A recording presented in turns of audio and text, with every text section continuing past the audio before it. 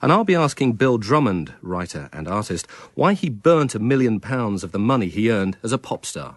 They're justified and they're ancient and they drive an ice cream van. Bill Drummond and his band, the KLF, featuring Tammy Wynette. If tonight's interviewee, Bill Drummond, were to write a short story about himself, it may also contain the words pop, star, money and burnt. Indeed, those words do appear in some of the many essays and short stories that make up a new book by Bill Drummond entitled 45, a reference to his age. Although not about one thing in particular, 45 does touch on the many careers and guises adopted by Bill Drummond during his adult life. He was the maverick manager of two of Britain's most celebrated art rock bands, the Teardrop Explodes and Echo and the Bunnymen. He, along with partner Jimmy Cauty, wrote a book about how to have a #1 hit single. They followed their own advice and scored massive hits as both the Time Lords and later the KLF. KLF left the music business and mutated into the K Foundation, which awarded £40,000 for the Worst Artist of the Year in 1995. With pop-earned cash still in the bank, the K Foundation then filmed themselves burning £1 million cash, an act of destruction which Bill Drummond has never fully explained. But as I suggested to him when he came to the Front Row studio, it's an act whose legacy underpins his new book. I don't think I've written about that in the book at all. But it hangs, you refer to it a lot. I mean, you refer to screening the film, and you refer at one point to something seared deep into your heart, that act. I'd still say that book isn't about that act. If people are going to buy that book to find out why two people went and burnt £1 million, they won't find the answer there. Even if I had the answer to give, it's not there. Do you think it will have some kind of greater resonance in 20 years' time than it does now? If in 20 years' time I was sitting with John Wilson and he was asking me these questions, I'd be kind of a bit... Not upset's not the right word. But if I hadn't done anything else, if that was the question that you came back and were asking me about.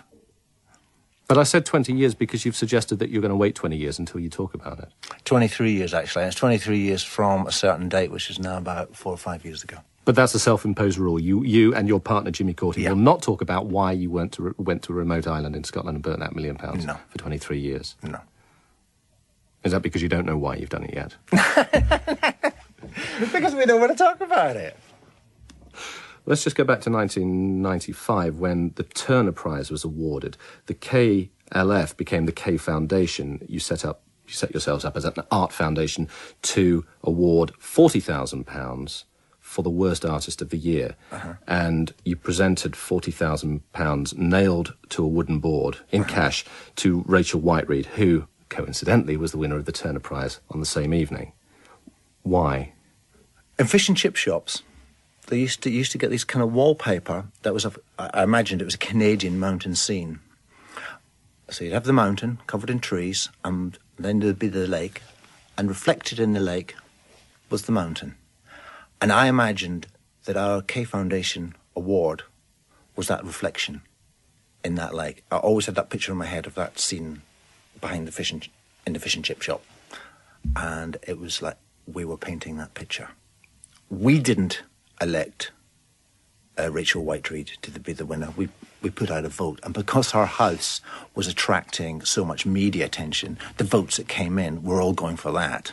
We let her know that morning that she had won our £40,000. And we told her, we will burn this £40,000 if you don't accept it.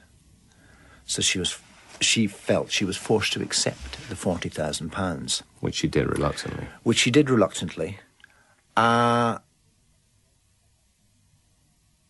Then, at that point, she didn't know she had won the Turner Prize. Obviously, that evening, she found out she won the Turner Prize and our prize. So you're saying that was a coincidence? That was a genuine vote that came into your art foundation? It was a genuine vote. I mean... You didn't just wait for the result of the Turner Prize, find out that Rachel Whiteread had won, and then decide that she was the worst artist? Not at all. But it was obvious that she was going to win ours just from the amount of media attention and the amount of people going, well, that's complete rubbish, which isn't what I particularly think. And yes, we wanted it to have immediate existence, but it wasn't about trying to grab the front pages of tabloids or even the broadsheets.